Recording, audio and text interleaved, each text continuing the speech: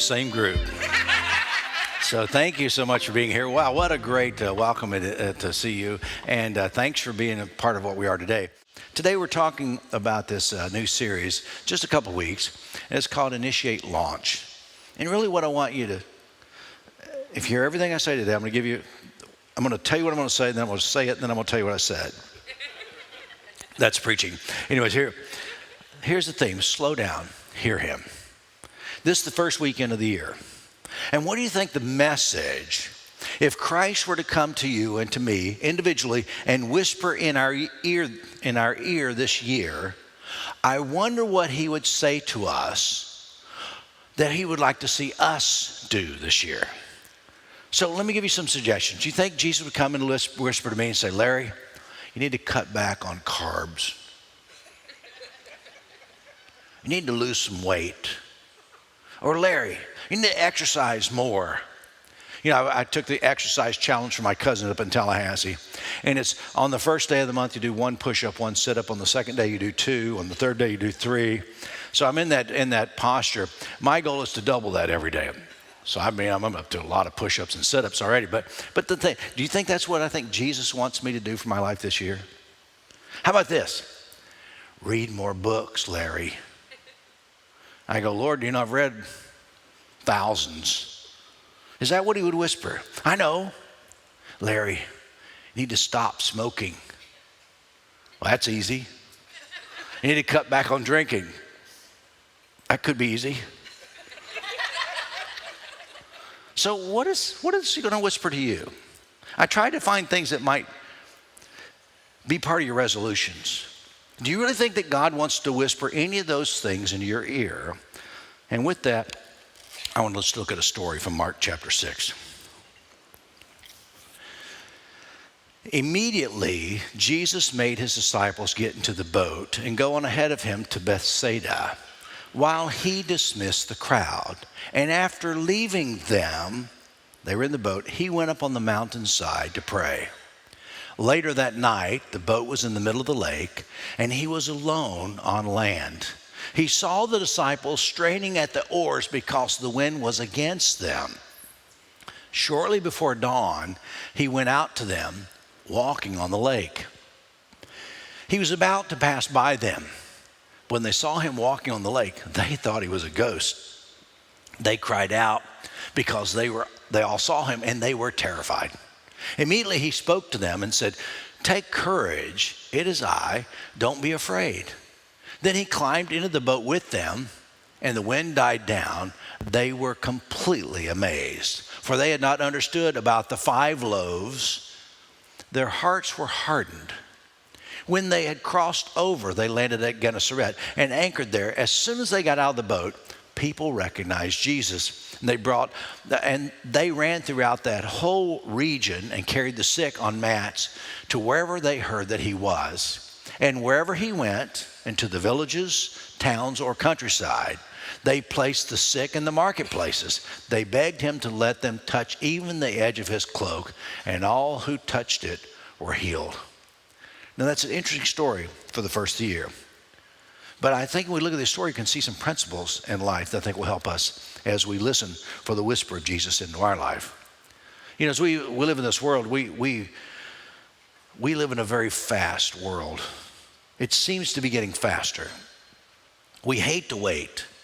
And if you hate to wait, I want to let you know you live in the wrong place. If you hate to wait, then don't get in your car and drive up I-75 toward University Town Center, right? And if you hate to wait, don't go to your favorite restaurant. You got to wait until after Easter to get in there now. And if you're down here visiting and you're a snowbird, we love you. Thank you for being here. Just don't go out to eat or drive. If you could just, those 2 things. Unless I'm with you, and then it's okay for us to go out to eat together. That's different. But you have to admit, you know, we live in a world that's just fast. And things are going too rapidly. I used this story years ago, but I'd like to tell you again. Slow closing elevator doors annoy us on our race to the next level. I went to the doctor's office and had to go up the elevator, and you push the button and you wait for the floor to get there. But someone stops and you don't get all the way to where you want to go. And the people get in, and I usually I usually stand by the buttons. You know why? Because I like pushing buttons.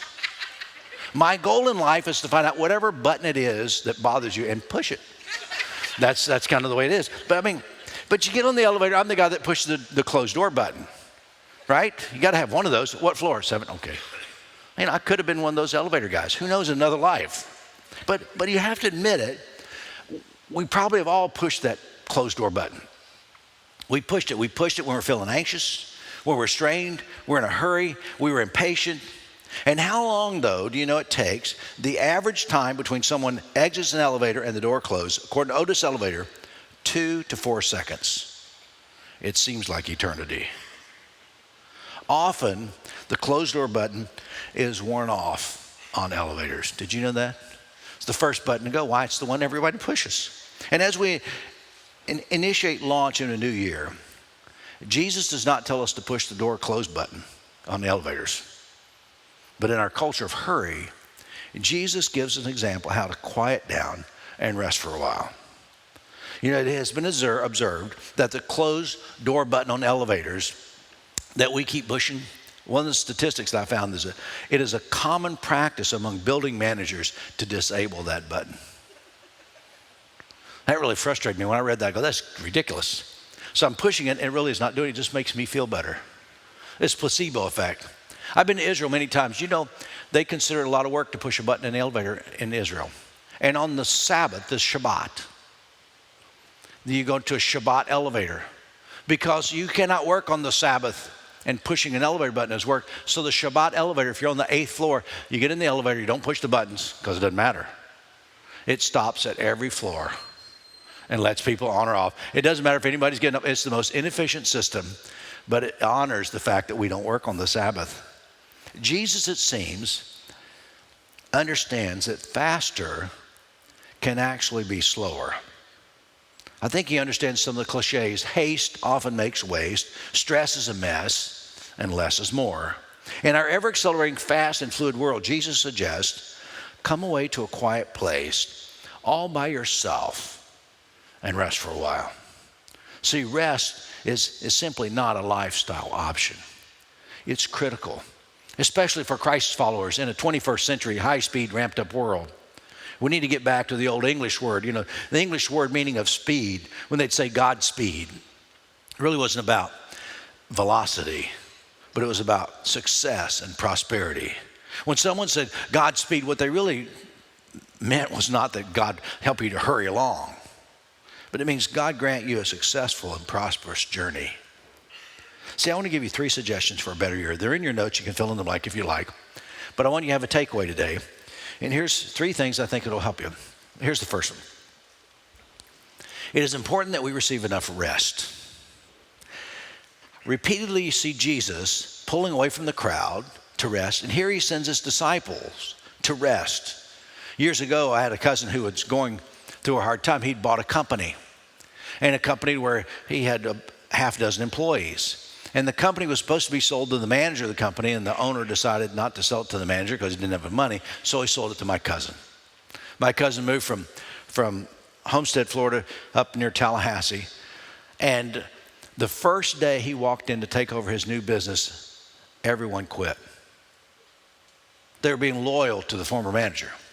And he said, I have a thriving business and I have no employees. I have no service department, nobody to take care of the customers. And he was absolutely stressed out. He said, I can't work enough hours in the day to get the job done. He said, I'm having anxiety. I'm not resting well. He said, I'm not coping well. And this is a business guy. And I said, well, let me give you some suggestions. He said, I welcome any suggestion I'm looking for. I said, let me suggest, what time do you go to bed? He said, I go to bed at midnight and I get up at 6 o'clock and I go 18 hours. I said, I'm going to suggest you go to bed at 10:30 and do not set an alarm and just let your body wake up naturally. He said, well, how's that going to help me? I said, just try it. I said, and also in that quiet time before you go to bed, just to take a few minutes and talk to God about your life. Is this what you want? He said to me later, he said, man, it's amazing. He said, instead of going to bed at 12 and getting up at 6, I went to bed at 10:30 and I got up at 7 or 8 o'clock.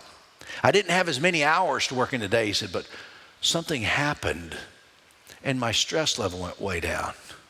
My anxiety dropped off. See, because he was able to get enough rest for his body. We can cope with many things where we're rested.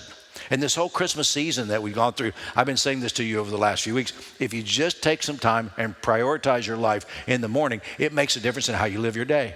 Stress does not seem to be able to get as strong a foothold. Not that it doesn't happen, but it just doesn't overwhelm us. Jesus was trying to help his disciples, and he knew the crowds would not leave them alone as long as he was with them. So he sent them in the boat across to the other side of the lake by themselves. You know, it's all the work of God still requires rest. I mean, it's wonderful to do the work of God, but there are occasions that we got to pull back and take a breather. I live a busy life. And here's the thing, I'm okay living a busy life. I like to be busy, but I don't like stress. And I like to do the things that minimize the stress of my life. One day, 30 years ago, when I was talking to my mother, who's now 93 years old, about all the activity in my life, she said, well, what are you doing? I said, well, I'm just staying busy. She said, well, what are you doing? I said, well, Mom, I'm in a PhD program. This year I'm full-time. I'm pastoring. I preach 3 sermons a week, not the same sermon 3 times. I preach a different sermon Sunday morning, Sunday night, Wednesday night. I mean, I have a wife. I have 3 children. I'm trying to be involved in life. I'm running 3 miles a day. And she goes, well, let me just tell you something you may need to hear. She said, the candle that burns at both ends burns up quickly. I thought, pretty good wisdom for a mom that I really didn't think had anything good to say. Right? But as we get older, I mean, all of a sudden these points of wisdom come out. But I go, but I'm busy. I have lots to do. I have an active life.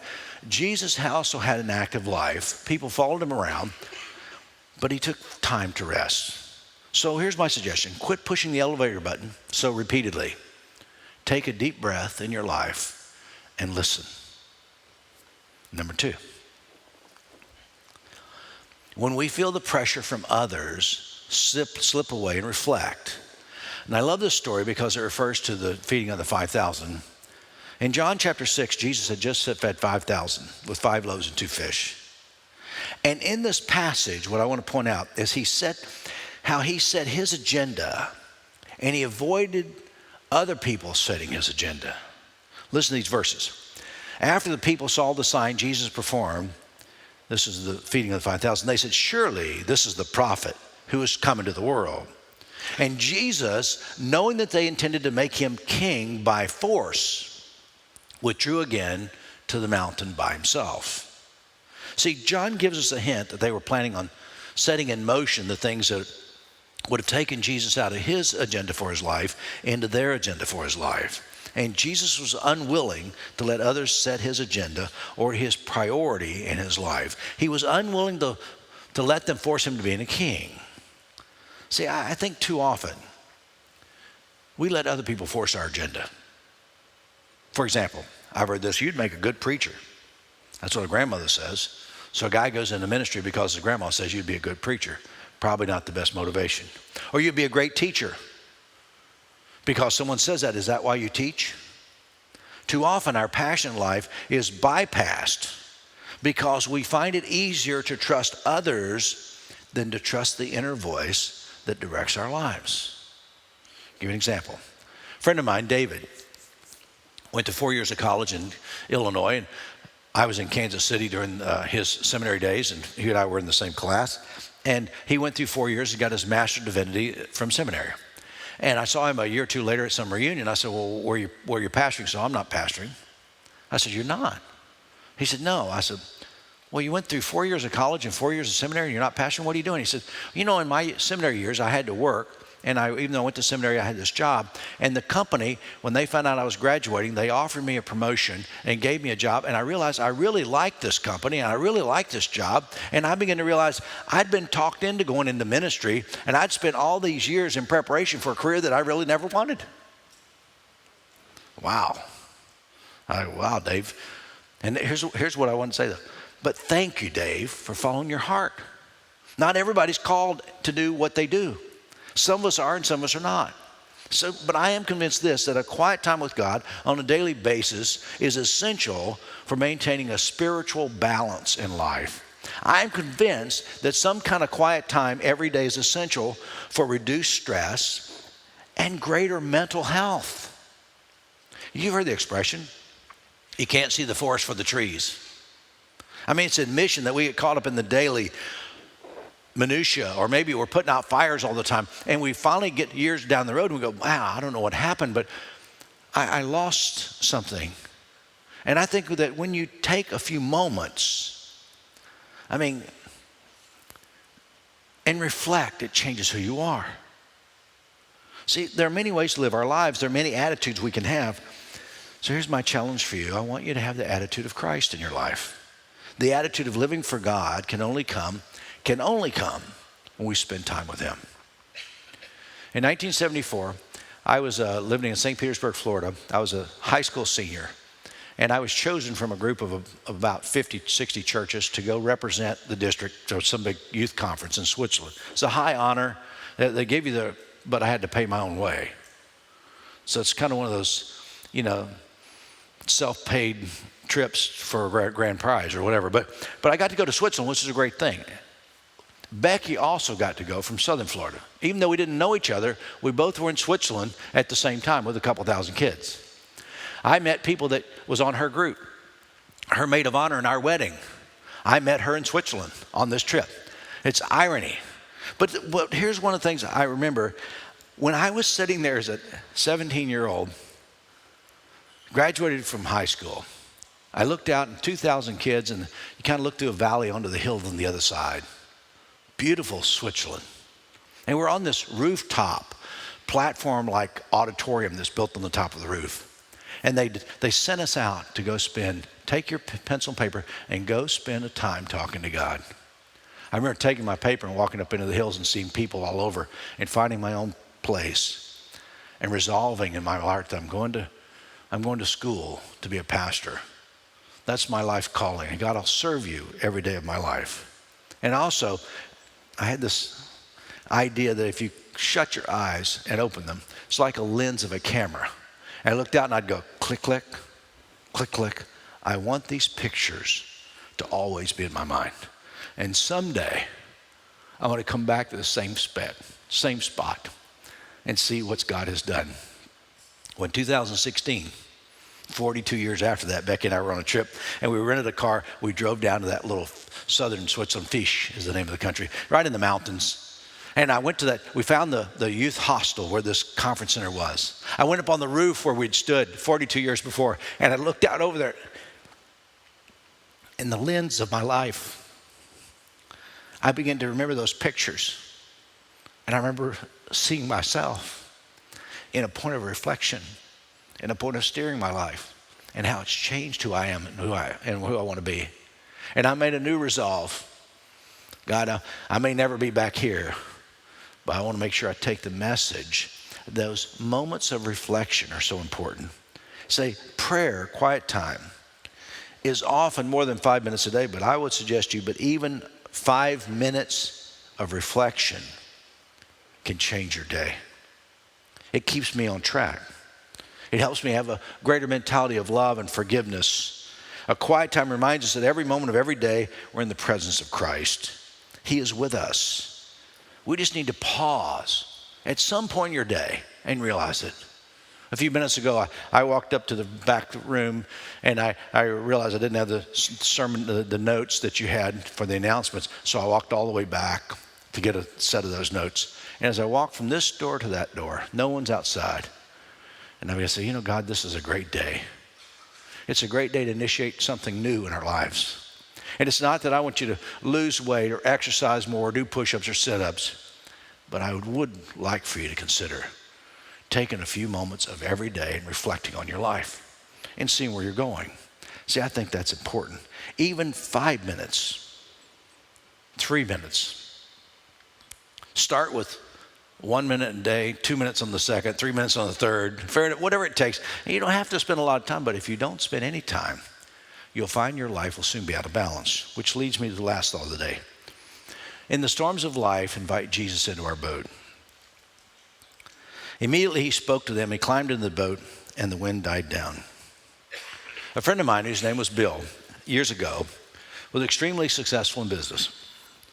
After a few years, he built an empire in this particular business he was in, and he was worth millions.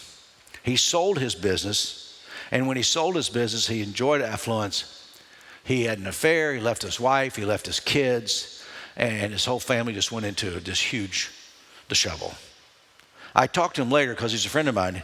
I said, well, Bill, I know you've gone through a lot, but what happened? And this is his exact words. He said, well, Larry, I fell out of the boat. And for those of you who don't know that expression, what happens when you fall out of the boat? He'd fallen out of his place of security in his life. In reality, he's saying, I lost my way. I don't know what happened, but I made some huge mistakes, and I just fell out of what was best for my life.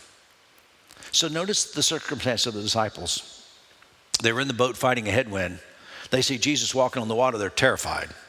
Despite all the miracles that Jesus had performed in their midst, the disciples were afraid. When they saw Jesus, they thought he was a ghost.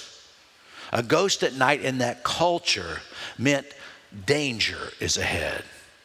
And listen to the voice of Jesus. Take courage. It's me. Don't be afraid. Listen carefully though. Hindsight, looking backward. There's another word for that. It's called reflection. When we look back, sometimes it helps us understand what we're going through today. And if you see that God has been faithful in the past, you realize that he can be faithful in the present and also in the future. Reflection is trying to see how the puzzle fits together of your life. When Jesus fed the 5,000, the disciples were completely amazed. They did not understand their present circumstances. They did not understand what was going on in the present until later, and they looked back. They were not getting it at the time. They did not put together and compare the story of Moses feeding the multitudes with Jesus feeding the multitudes, how Jesus was this new era, this new figure, the better Moses. They did not comprehend that God was so close working in their midst. And I said, well, they didn't get it. We don't either. Too often we don't realize how closely God is working in our lives, even today. They were caught up in the moment. Reflection had not yet taken place. 2019, maybe we got caught up in the moment. But in a new year, we can consider one of the needs of our society, one of the needs of the church community, one of the needs of your heart and mind is to reflect more. Why do we respond poorly to certain circumstances? Why do we respond poorly repeatedly? Because we have not reflected on it. We've not learned the lessons of life. We've not taken time to reflect. What is reflection? Some people, I heard this guy say once upon a time, theology is a study of God. It comes from the Greek words theos and logos, which means study of God. He said, well, I don't want to know about theology. It's too deep for me. I'm really not a theologian. But let me sum up. The best one-word description for theology is reflection. You want to know what God's doing in your life? Think about it. Look back. See what's going on. And this is what I would suggest. For some insight into why we do what we do at the moment. For some insight into how the Spirit of Christ can change our heart. For some guidance into trusting God with our lives. Do you know the Spirit of Christ is alive today? I honestly believe that. It's not something that was just back then. The Spirit of Christ is still here. He is in the boat of what we call our lives. The disciples did not get it immediately. They didn't understand it at the moment, and I'm not surprised that we don't get it immediately or understand. It took the disciples some time of reflection to realize that God was in their midst. It was only later, after reflection, that they put the pieces of the puzzle together. So you say, well, Pastor, you don't understand. My life is fragmented. It's fractured. I would just simply use another analogy. You got puzzle pieces all over the place. You don't know how they're going to fit together. But I would suggest if you take a moment and reflect on your life and reflect on the goodness of God, and the Spirit of Christ is with you, some of those pieces may begin to fall into place. God uses a moment to whisper to our heart. Later we realize what God has done in our life previously, and it affects us even today. Later we realize it was God in our quiet time with him. So today I want to initiate a launch. Today as we launch a new year, I want you to think about your life. I want to think about your daily response. I want you to consider having a more Christ-like response. Despite my circumstances, I still can love God and he can live in me. I want to invite him into the boat of my life this year. I want to have daily moments of reflection. And if we do, we can expect the Spirit of Christ to be with us. Folks, if I were to give you one bit of advice for a new year, just one thing, it wouldn't be lose weight, cut back carbs, quit smoking, drinking, or whatever vices you have. It wouldn't be to read more books and become smarter. It'd be to take a moment for God's sake and for yours and spend some time with him. Because I think your future is determined by your current reflection of what's happened in the past. Slow down. Let your life be filled with his presence. In the elevator of life, quit pushing the door close button because you're impatient to get to the next floor. Maybe the button you need to push is the big red stop button and just pause for a minute until he climbs in with you. See, that's the one thing I want you to know. And if there's one thing I can tell you has changed my life more than anything else, it's what I'm sharing with you today. Take time, reflect, and it'll transform your heart in 2020. Can I pray for you? Father, thank you for this teaching today. It comes straight from the heart of Jesus to us.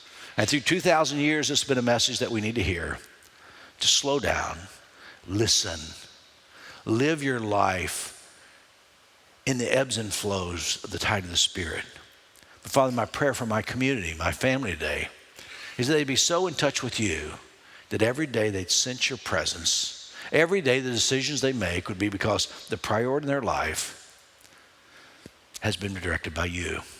Thank you for your love and grace. We pray in Christ's name. Amen. Would you stand, please? I'm going to tell you a story in closing. Two things. Number one, I'll remind you that communion is happening right at the end of the service up front. And also, secondly, if you want to pray about anything, there's someone on this side who'd be delighted to pray with you. So here's the observation for my closing story. Last week, my favorite football team, college football team, Florida State, lost to Arizona State on New Year's Eve. And I watched the game. They could have won it many times, but they had 6 turnovers. And it's hard to win a game when you turn the ball over 6 times. And I just went,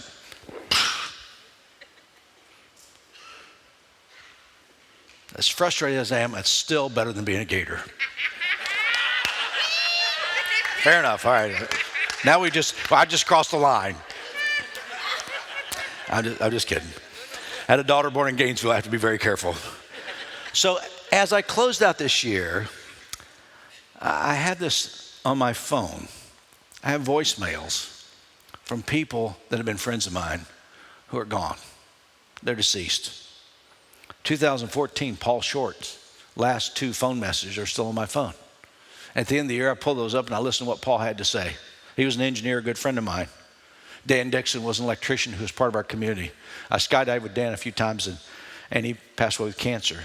And Walt Rogel, a friend of mine for many years, I listened to Walt's voice messages. And they're all remembered. And why do I do that? I said, because it values people to remember them. Someday, I want somebody to listen to my voicemails and value me just by remembering me. But why do I remember Walt? I think it's because he had so many turnovers. I said, what do you mean? Well, he turned his heart over to the Spirit of Christ. He turned his trust over to God. He turned his life over to God. He turned his illness over to God. Turnovers are what God and faith are all about. The first week of the new year, turnovers. How about this? We turn over a new leaf. We simply say, I'm going to take a few moments of my life and reflect on the goodness of God. Take time, meditate, reflect, pray. He loves you today. So do I. God bless. Thanks for coming.